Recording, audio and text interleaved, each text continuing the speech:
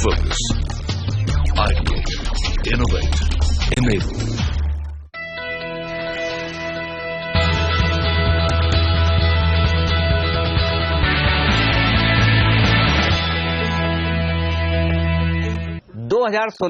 Bye bye हो गया।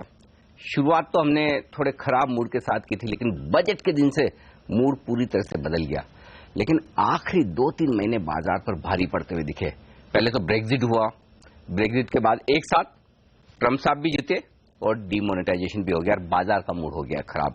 तो पूरा साल भर बिना पैसा बनाए हम वहीं के वहीं पहुंच गए।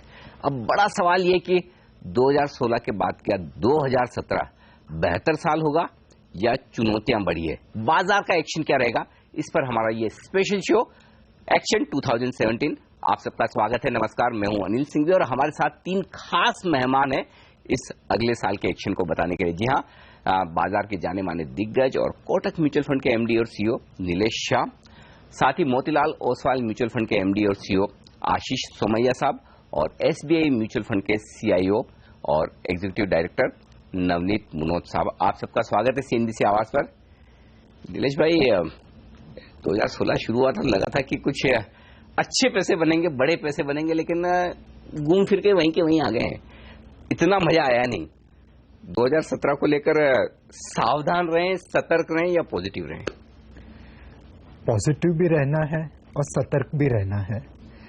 2016 में अगर देखें तो जो 6,800 की बॉटम बनी 29 फरवरी को, वहां से मोटा मोटा मार्केट ने 20% रिटर्न दिया है। राइट। एंड वहां से अगर आप साल की शुरुआत से साल का अंत देखें तो मोटा मोटा कोई रिटर्न नहीं बना। तो जो आदमी पॉजिटिव रहा और सतर्क रहा उसने 20% रिटर्न बनाया इंडेक्स के ऊपर, और जो पॉजिटिव नहीं रहा और सतर्क नहीं रहा शायद उसने पैसा खोया होगा। 2017 भी 2016 की तरह ही होगा। पेंडुलम टाइप का मार्केट होगा, थोड़ा ऊपर थोड़ा नीचे। सो अगर आप सही स्टॉक ले पाए और सही समय पे सही तरीके से निवेश कर पाए तो 2017 में भी पैसा बनेगा।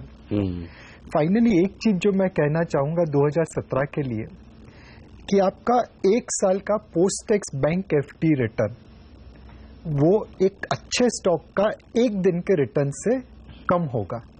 मैं फिर रिपीट करना चाहता हूं, पूरे साल वेट करके 365 दिन खड़े रह के आप बैंक फिक्स डिपॉजिट में पोस्ट टैक्स बेसिस पे जितना रिटर्न बनाएंगे उससे ज्यादा आप एक ही स्टॉक में 1 दिन में बना पाएंगे। कौन सा दिन और कौन सा स्टॉक है वो आपको ढूंढना पड़ेगा। बिल्कुल, मतलब संभावनाएं ज्यादा है पैसा बनाने की इक्विटी में, ये बात सही है। लेकिन जो नवनीत जी बड़ी चुनौतियां थी 2016 में, जिसका अंदाजा नहीं था, लेकिन वो सब कुछ हुआ जिसका अंदाजा नहीं था, चाहे वो ब्रेक्जिट हो और चाहे आपका डिमोनेटाइजेशन या ट्रम्प साहब का जीतना। लेकिन कहेंगे कि उसके बावजूद हम इतने बुरे नहीं हैं, ये सोचना ठीक है, या फिर 2017 में भी उतनी ही चुनौतियां हैं? सो एक्चुअली ग्लोबली अगर आप देखेंगे तो यूएस मार्केट न्यू हाई पर है। यूएस बॉन्ड यील्ड्स नए हाई पर है इस साल के, और कमोडिटी प्राइसेस की इस साल की जो रैली है इंडस्ट्रियल मेटल्स में, कोल में, आयरन ओर में, वो 2006 से भी ज्यादा है। 2006 में बड़ी कमोडिटीज में रैली थी। तो शायद ग्लोबली तो ब्रेक्सिट और डोनाल्ड ट्रंप इन सब का इलेक्शंस का ज्यादा फर्क नहीं पड़ा है, पर इमर्जिंग मार्केट्स में कंट्रीज लाइक इंडिया को फर्क पड़ा है। डॉलर स्ट्रांग हो गया तो पैसा कुछ यूएस चला गया इमर्जिंग मार्केट से, वहां सेल ऑफ हुआ तो हमको भी फर्क पड़ा है। 8 नवंबर को डिमोनेटाइजेशन के साथ डोनाल्ड ट्रंप इलेक्शन वो भी प्रेसिडेंट बने, उनका इमर्जिंग मार्केट्स पे असर हुआ, तो हमारे पास भी $2-3 बिलियन की एफआई की सेलिंग आ गई, उसका फर्क पड़ा। शायद वो नहीं होता तो मार्केट इतना नहीं गिरता। पर आप एक चीज सोचिए, अगर सपोज ये डिमोनेटाइजेशन और ये कुछ इवेंट्स नहीं होते तो आज हमारा डिस्कशन क्या होता? आज हम डिस्कस कर रहे थे कि न्यू हाई कब आएगा, क्योंकि मॉनसून अच्छा था, रूरल इकोनॉमी ठीक है, 7th पे कमीशन, ओआरओपी का पैसा आ गया, फेस्टिवल सेल्स बहुत अच्छी थी, 3 महीने से एक्सपोर्ट्स पिकअप हो रहे हैं, बजट के ऊपर एक्सपेक्टेशंस आती, एनपीए के इश्यूज काफी रिजॉल्व हो रहे हैं, सब कुछ बड़ा अच्छा लग रहा होता। तो हम डिस्कस कर रहे थे कि 10,000 अगर हम अगले मार्च में देखेंगे, जून में देखेंगे या सितंबर में देखेंगे, और आज अपन स्टार्टिंग डिस्कशन ये कर रहे हैं कितना सतर्क रहें, बिकॉज ये 1 महीने का माहौल बदल गया। साल के अंत में नेगेटिव चीजें होने से वैसे ही ना, हमारी याददाश्त बड़ी कमजोर है। मतलब कल परसों जो हुआ वो याद रहता है, 6 महीने पहले हुआ वो याद नहीं रहता। लेकिन क्योंकि अब जो इस वक्त सिचुएशन है आशीष जी, उसके साथ हमें आगे बढ़ना है। तो क्या लगता है 2017 बेहतर साल साबित होगा इक्विटी मार्केट के लिए? ये ऑन अ लाइटर नोट जो आपने सवाल पूछा और नीलेश भाई ने जवाब दिया, उसको लेकर के मैं कुछ बोलना चाहता हूँ। आपने बोला कि मार्केट में मजा आएगा या नहीं आएगा। तो मार्केट का एक चलन ये है कि मार्केट में मजा आता नहीं है, मजा लेना पड़ता है। इसलिए नीलेश भाई ने बताया कि स्टॉक पिकर के लिए मार्केट है। और दूसरी क्या है कि इसमें अभी एक लंबा ट्रेंड धीरे धीरे चेंज हो रहा है। जैसे हम 10-15 साल पहले देखते थे तो गवर्नमेंट ऑफ इंडिया के बिहाफ पे आरबीआई 11% के टैक्स फ्री और रिस्क फ्री बॉन्ड इशू करते थे। आजकल मैं कई सारे मीटिंग्स में जाता हूँ, इन्वेस्टर्स को पूछता हूँ, जैसे यंग जनरेशन है 27, 28, 30 साल के लोग हैं, मैं उनको पूछता हूँ कि आपको पता था कि 11% रिस्क फ्री मिल सकता था हमारी कंट्री में। तो एक पूरा जनरेशन है जिनको लगता है कि इंटरेस्ट रेट का मतलब 11-12% होता है। और अभी के जो हमारे इन्वेस्टर है, जो 1 करोड़ SIP इन्वेस्टर वगैरह है, जो हर साल 4-4 हजार करोड़ डाल रहे हैं हर महीने, इन लोगों के लिए इंटरेस्ट रेट का डेफिनेशन 6 से 7% है। आज होम लोन का रेट 9% है। ठीक बात है। सो एक तो ये बड़ा ट्रेंड चेंज हो रहा है कि इंटरेस्ट रेट अब now we are in a era के जहां पे रेट्स कम है। दूसरा डिजिटल और कैशलेस। और आखिरी चीज ये डिमोनेटाइजेशन को लेकर के ये हो गई है कि रियल एस्टेट और गोल्ड को इतना होल्ड करना अब ये कई लोगों को गंवारा नहीं होगा। सही बात है। सो मार्केट तो वॉलेटाइल रहेगा, लेकिन ये जो बरकरार जो फ्लोज आ रहे हैं, जो लोगों का इन्वेस्टमेंट है, क्योंकि दूसरे ऑल्टरनेटिव्स खराब हो गए हैं, तो ऐसा लग रहा है कि 2017 में हम लोग नए हाईज देखेंगे। दो चीजें आशीष जी, एक तो ये कि मैं मर्जी से पैसा लगाऊं कि भाई मुझे इक्विटी में लगाना और मेरा व्यू बहुत अच्छा है। दूसरा मजबूरी में लगाऊं कि मेरे पास कोई और ऑप्शन नहीं है। तो ये मामला मजबूरी वाला ज्यादा है नवनीत जी? नहीं, ये दोनों ही है। मजबूरी तो यह है कि इससे अच्छा रिटर्न कहीं मिलेगा नहीं, टैक्स फ्री है 1 साल के बाद, आपको कन्वीनियंस है, लिक्विडिटी है। चाहे जब आपने दूसरे सब असेट क्लास में देख लिया कितनी तकलीफ होती है बेचने में, वो पैसा खाली बुक में ही रह जाता है कि मेरा प्लॉट इतने का इतना हो गया। सही है। और रेट्स का जैसे आशीष ने और नीलेश भाई ने बोला कि अभी बल्क डिपॉजिट 1 करोड़ से ऊपर के जो डिपॉजिट है SBI में, वो 4.75% की रेट है और उसपे 33 आपको टैक्स भी देना है ऊपर से। तो उसके हिसाब से इक्विटी के जो रिटर्न एक्सपेक्टेशंस है वो ही बहुत कम हो जाएगी। और आशीष ने सही बोला कि एक जनरेशन थी जहां हम सोचते थे 11-12 तो ब्याज में ही बनना चाहिए। अब ऐसा हो जाएगा कि 3-5 साल में 11-12 इक्विटी से बन सकता है, तो बहुत अच्छा है, वो तो टैक्स फ्री बढ़िया रिटर्न है। 2017 में इक्विटी मार्केट से रिटर्न तो अच्छे बनेंगे, लेकिन एक बड़ी चुनौती है, उसका जवाब लेना बाकी है। डिमोनेटाइजेशन यानी कि नोटबंदी। नीलेश भाई, जो कुछ इकोनॉमी पर, बाजार पर इसका असर आना था आ गया है या 2017 में भी झेलना है? बाजार हमेशा फ्यूचर को डिस्काउंट करता है।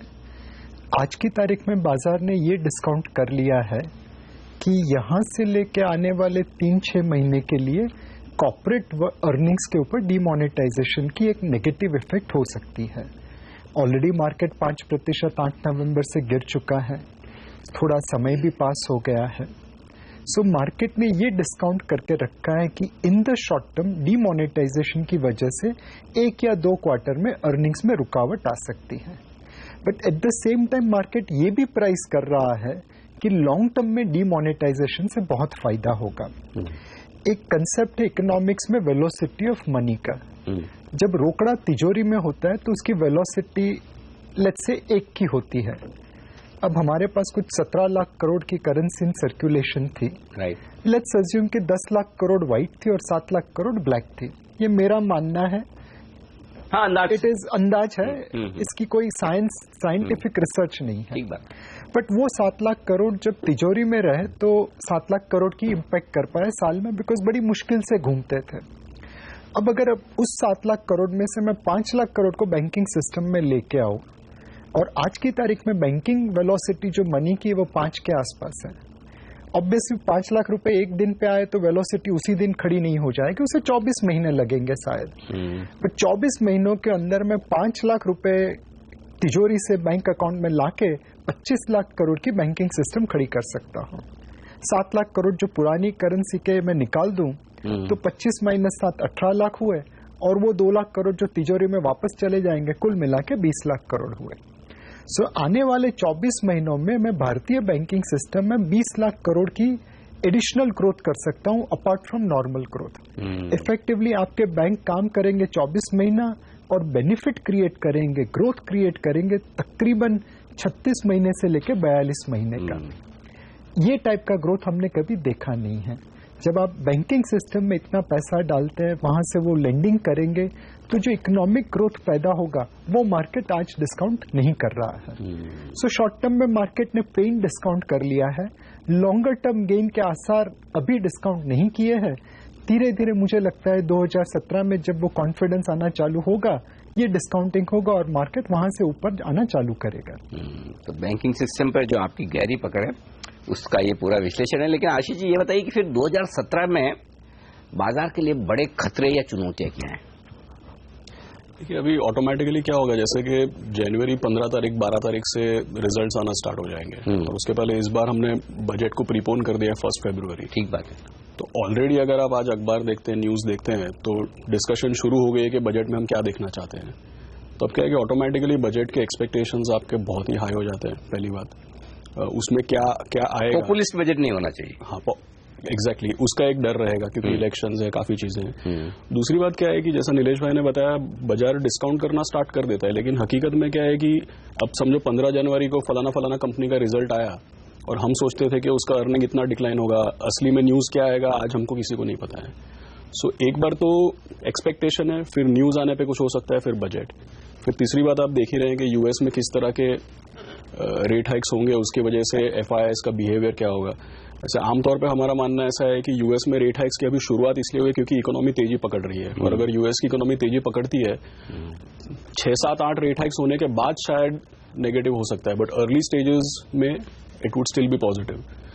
सो चुनौतियां हैं इंटरनेशनल मार्केट को लेकर है, बजट एक्सपेक्टेशंस है, एक्चुअल रिजल्ट्स कितने खराब या अच्छे आएंगे, ये सब चीजों को लेकर के इलेक्शन रिजल्ट्स एक चीज देखने वाली है। ये सारे हाँ इस बार थोड़ा पॉलिटिकली भी, क्योंकि यूपी बड़ा राज्य है, गोवा, पंजाब, ये सारे राज्यों में जो चुनाव होने उन पर नजर आएंगे। लेकिन नवनीत जी, जो बड़ा डर इस वक्त लोगों को है वो अंतर्राष्ट्रीय बाजारों से, क्योंकि डॉलर बड़ा मजबूत हो रहा है। तो एक तो मैं ये चाहता हूँ कि हमारी करेंसी कितनी गिर सकती है, दूसरा ये कि ये डॉलर अगर यहाँ से और बढ़ गया तो फिर क्या आप तीनों मिलकर ये जो एफआई जितनी बिकवाली करेंगे इनका मुकाबला कर पाएंगे ना?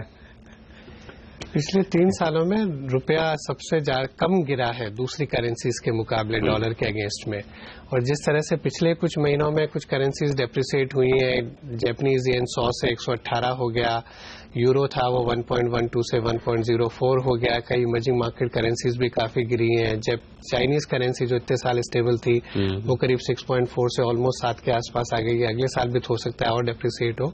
तो रुपी थोड़ा और डेप्रिसिएट हो जाए तो अच्छा ही है हमारे एक्सपोर्ट्स के लिए। पिछले 2-3 महीनों से वैसे भी तो एक्सपोर्ट्स पिकअप हो रहे हैं थोड़े, बट अगर रुपी थोड़ा डेप्रिसिएट हो जाए तो बुरा नहीं है, अच्छा है हमारे लिए, बिकॉज दूसरी करेंसी ज्यादा डेप्रिसिएट हो गई है। पर बाजार के लिए खतरे तो हमेशा रहेंगे। इस साल अगर मैं आपको शुरू में बोलता कि अगर चाइना में करेंसी डेप्रिसिएट हो जाएगी, ब्रेक्सिट हो जाएगा, डोनाल्ड ट्रंप राष्ट्रपति बन जाएंगे, ऐसे अगर मैं 4-5 बताता तो आप बोलते निफ्टी तो 6000 हो जाएगा, पर ऐसा नहीं हुआ, या यूएस मार्केट इतना गिर जाएगा, यूएस मार्केट तो नए हाई पर है। तो अगले साल हम यूपी इलेक्शन की बात कर रहे थे, 2 साल पहले हम बिहार इलेक्शन की कर रहे थे, हमेशा कहीं ना कहीं 4-5 स्टेट में तो हर साल इलेक्शन होगा, तो इस तरह की चीजें तो रहेगी, इसीलिए आपको ज्यादा रिटर्न मिलता है ना, जो 4-5% एफडी में मिलता है और यहाँ अगर double digit over a longer period मिलता है, इसलिए क्योंकि वो रिस्क की वजह से ही हर आदमी पैसा नहीं लगाता है। पर रिस्क रहेगी, अगले साल यूरोप में बहुत इलेक्शंस है, उसका ग्लोबल बाजारों पर असर होगा, चाइना का देखना होगा वो कितना करेंसी डेप्रिसिएट करते हैं, और हमारे यहाँ भी इकोनॉमी पर इसका कितना इम्पैक्ट होता है।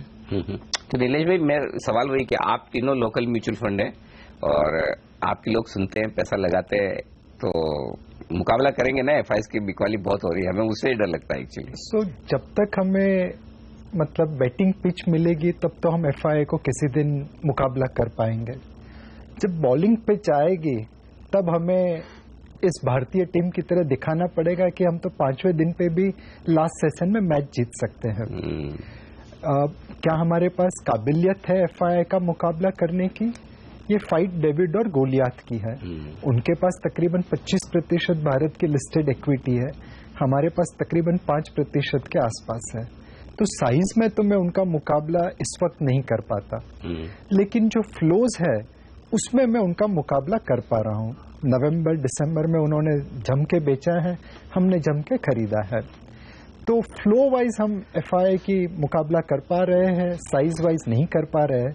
बट अगर इसी तरह फ्लो चलते रहे तो होपफुली किसी दिन हम चाहे बैटिंग पिच हो चाहे बॉलिंग पिच हो, इसी इंडियन क्रिकेट टीम की तरह खड़े रहेंगे, फिर सामने इंग्लिश हो या ऑस्ट्रेलियन हो, क्या फर्क पड़ता है। बिल्कुल, सिर्फ घरेलू पिचों पे नहीं बल्कि बाहर की पिचों पे भी कमाल दिखाएंगे। लेकिन फिलहाल तो इस बात की क्रेडिट मैं जरूर आप तीनों को दूंगा कि वाकई में दमदार मुकाबला किया। कौन सा FIs 25 का 25% बेचकर निकल जाने वाले, आप 5% से भी डटकर मुकाबला कर सकते हैं। चलिए, ये तो बात हुई फ्लोज की, लेकिन अब 2017 में तेजी कितनी होगी और कहां होगी, ये आप सब जानना चाहते हैं। तो इसका जवाब लेंगे हमारे तीनों एक्सपर्ट से इस ब्रेक के बाद।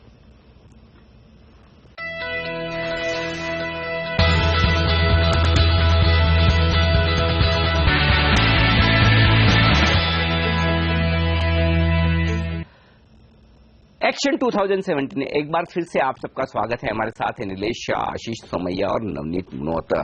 2017 मेरे दिमाग में 2 लेवल आते हैं नीलेश भाई। एक तो नया हाई वाला 9100 के आसपास, दूसरा 10,000 निफ्टी पर। दोनों देखने को मिलेंगे या एक देखने को मिलेगा, क्या लगता है? अनिल जी, कहना मुश्किल है बिकॉज इवेंट्स काफी है और किस तरह से इवेंट्स होती है वो मार्केट की डायरेक्शन तय करेंगे।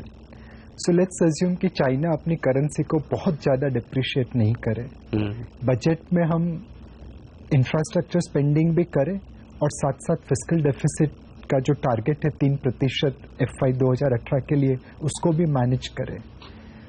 यूपी इलेक्शन में बीजेपी जीत जाए ताकि ये जो इकोनॉमिक पॉलिसीज है वो कंटिन्यू रहे, ऐसा मार्केट को लगे। डीमोनेटाइजेशन के शॉर्ट टर्म इफेक्ट 3 महीने में खत्म हो जाए और जो लॉन्ग टर्म बेनिफिट आना है वो शुरू हो जाए। GST रोल आउट हो जाए, मॉनसून अच्छा हो जाए, डोनाल्ड ट्रंप की जो इकोनॉमिक पॉलिसीज है वो एंटी चाइना रहे और प्रो इंडिया बन जाए, और US फेड रेट है जो इस वक्त उम्मीद कर रहे हैं 3 टाइम रेट हाइक होंगे, उसकी जगह पे शायद एक या दो बार ही हो। RBI जिसने फरवरी में रेट नहीं काटा, वो आने वाले 6 से 12 महीने में 2 बार रेट काटे। अगर ये सारी चीजें होती है तो क्या हम मार्केट को ऑल टाइम हाई लेवल के आसपास देख सकते हैं? उम्मीद काफी ज्यादा है। परफेक्ट है नीलेश भाई, और ऐसा लग रहा है मेरे को सुनते सुनते आपसे ये सब हो सकता है। एक्चुअली ये सारी चीजें हो सकती है, वैसी फीलिंग आ रही है अंदर से। नवनीत जी, क्यों? 9,000 के लिए तो मेरे ख्याल में सारी विश लिस्ट पूरी होने की जरूरत नहीं है। 10 के लिए श्योरली चाहिए, 10,000 के लिए चाहिए। बट साल के शुरुआत में भी पिछले साल हमने जब करा था तो उम्मीद यही थी कि हम साल के अंत में 9,000 के ऊपर ही क्लोज होंगे, पर हम 8,000 ही हैं आज। बट मेरे ख्याल में लास्ट 2-3 साल से एक्चुअली सबसे बड़ा चैलेंज है अर्निंग्स नहीं आ रही है overall market as a whole, but stock level पे हो रहा है। तो एक्चुअली अगर आप हमारे फंड्स के रिटर्न देखेंगे तो सबने फिक्स इनकम से बेटर दिया है। आज भी मतलब लार्ज कैप में भी 6-7-8% का रिटर्न है, क्योंकि आपने जो कंपनीज ने अर्निंग्स दिया अगर वो स्टॉक्स खरीदे तो उन्होंने ओवरऑल ठीक किया है। तो इंडेक्स के बजाय आई थिंक नेक्स्ट ईयर भी वही ट्रेंड रहेगा। अगर आपने राइट स्टॉक्स आइडेंटिफाई किए हैं तो उतने रिटर्न्स आराम से बन सकते हैं। आशीष जी, आपका क्या विचार है? 10,000 दिखेगा निफ्टी? एक्चुअली यहाँ से 10,000 मुश्किल है, क्योंकि काफी सारे, जैसे हमने बताया, काफी सारी चीजें, 25% थोड़ा ज्यादा, काफी सारी चीजें होने का डाउट है। लेकिन मैं नवनीत जी से जो उन्होंने कहा उससे मैं स्टिक करूंगा, क्योंकि और पहले भी मैंने बताया कि बाजार में मजा आता नहीं, लेना पड़ता है एक्चुअली। तो मैं ये कहूंगा कि आप इंडेक्स को देख करके अपना ओपिनियन मत बनाइए। ठीक बात है। एक्टिव फंड मैनेजर्स हैं, इनको काफी स्कोप मिलेगा अभी अपने पोर्टफोलियोज को डिफरेंशिएट करने का, सही जगह पे कंसंट्रेट करने का, सही जगह पे अंडरवेट ओवरवेट करने का। सो मुझे ऐसा लगता है कि फंड्स में आपको अच्छा रिटर्न मिल सकता है। आपने जैसे बताया कि can we go back to previous high, I think that is possible. क्यों मैं बोल रहा हूँ पॉसिबल, क्योंकि 3-4 ट्रेंड्स आपको दिखेंगे अभी इसमें। एक ये है कि गवर्नमेंट बहुत बड़ा इन्वेस्टर बन जाएगा इकोनॉमी में, इंफ्रास्ट्रक्चर में, कहीं भी आप बोलिए government will become a big investor. दूसरा चीज ये है कि कई सारे सेक्टर्स में अनऑर्गेनाइज टू ऑर्गेनाइज मूवमेंट आपको दिखेगी। थर्ड थिंग नीलेश भाई ने ऑलरेडी बता ही दिया है कि बैंकिंग में किस तरीके का इजाफा हो सकता है। और आखिरी चीज ये है कि अगर आप कंजम्पशन की बात करते हैं तो अल्टीमेटली क्या है कि जैसे रुपए का सर्कुलेशन बढ़ता है, ये तो काफी कुछ बाउंस बैक हो जाएगा। ठीक बात है। तो इन्वेस्टर को ये नहीं सोचना चाहिए कि 10,000 देखने को मिलेगा कि नहीं मिलेगा। इन्वेस्टर को ये सोचना चाहिए कि मुझे ये लेवल तो जो चाहिए था वो तो मिल गया ना एक बार। क्योंकि ट्रिगर तो कोई भी हो सकता है, लेकिन हमको एक बार एंट्री का लेवल तो मिल गया ना। बिल्कुल। अच्छा, अब मैं एक फटाफट आपसे 2017 के लिए थीम्स ले लूं। मैं जब ये शो शुरू कर रहा था नवनीत जी, मुझे याद आ रहा था, क्योंकि मेरे ख्याल से मार्च अप्रैल में इंटरव्यू किया था, तब आप मेटल्स बड़े बुलिश थे। इस साल टॉप परफॉर्मर सेक्टर मेटल्स है, 40% से ज्यादा की रिटर्न है। अगले साल ऐसे कौन से सेक्टर्स हैं? बहुत मुश्किल, ऐसा कोई पर्टिकुलर थीम नहीं, बट आशीष ने एक दो ऑलरेडी बताया, जो अनऑर्गेनाइज से ऑर्गेनाइज मूव होएगा, फॉर्मल, इवन फाइनेंशियल सर्विसेज काफी बूम हो सकता है, क्योंकि जैसे डिजिटलाइजेशन ऑफ फाइनेंस हुआ तो फाइनेंशियलाइजेशन ऑफ सेविंग्स होता है, और बाकी भी दूसरे काफी, अगर थोड़े से रुपये डिप्रिसिएट होता है और ग्लोबल इकोनॉमी ठीक करती है तो कई एक्सपोर्टर्स जो थे, जो IT, फार्मा वगैरह दूसरे एक्सपोर्टर्स जिनको तकलीफ थी कई पिछले कुछ वर्षों से, हो सकता है वहां कुछ वैल्यू निकले, but stock specific I think बहुत जगह अपॉर्चुनिटीज मिलेगी। नीलेश भाई, कहाँ पैसा बनेगा 2017 में? जैसे आशीष और नवनीत ने बताया कि स्टॉक पिकिंग आपको रिटर्न देगी, और जो सबसे बड़ी थीम आपके लिए काम आएगी वो अनऑर्गेनाइज से ऑर्गेनाइज सेक्टर में जो शिफ्ट हो रही है। आज काफी हद तक अनऑर्गेनाइज सेक्टर में टैक्स आर्बिट्राज चलता था।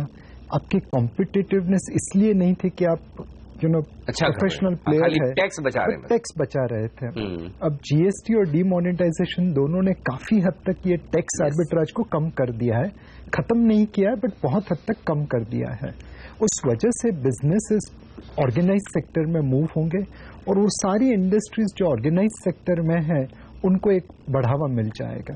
तो मेरे हिसाब से organised sector, the shift from unorganised to organised, ये एक बहुत बड़ा खेल है, not only for 2017 but also 2018 और 19। तो बेहद इंटरेस्टिंग है कि 2017 में दो बड़ी चीजें, एक तो डीमोनेटाइजेशन का असर होगा, दूसरा GST का रोल आउट होगा, और उससे होगा ये, जो दिग्गज कंपनियां हैं अपने सेक्टर की, उन्हें होगा फायदा, और वैसे भी इतने सस्ते ये शेयर मिल रहे हैं तो वहां मौका है खरीदारी करने का। लेकिन अगर आपको मुश्किल है ये शेयर चुनने की, तो फिर आपके पास दो ही ऑप्शन है, या तो हमारे 3 बड़े दिग्गज हैं जो बेहतरीन फंड चलाते हैं, इनके फंड में पैसा लगाएं, या फिर CNBC आवाज देखें 2016 की तरह ही 2017 में भी।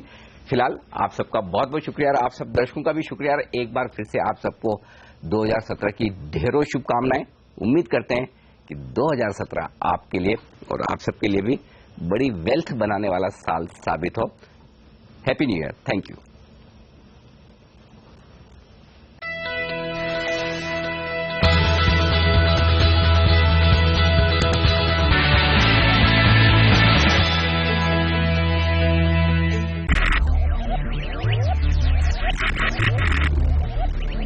Focus, ideate, innovate, enable.